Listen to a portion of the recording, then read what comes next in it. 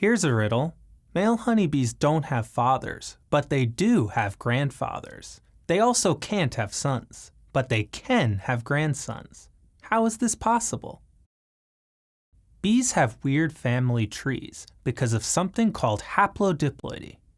Ploidy refers to the number of chromosome copies an organism has. Humans are diploid. We have one set of 23 chromosomes from our mothers and one set from our fathers. Honeybee queens and female workers are also diploid with two sets of 16 chromosomes.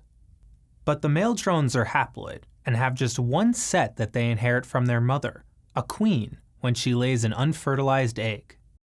This difference makes for an interesting family tree.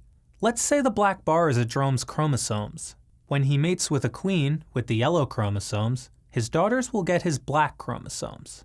Their brothers, however, will not. These daughter queens will eventually mate and lay their own eggs. Their sons may end up with their yellow chromosome, or they may get their grandfather's black chromosome. So take a moment to appreciate the weird bee family tree, just not on Father's Day. For Scientific American, I'm Tim Palmieri.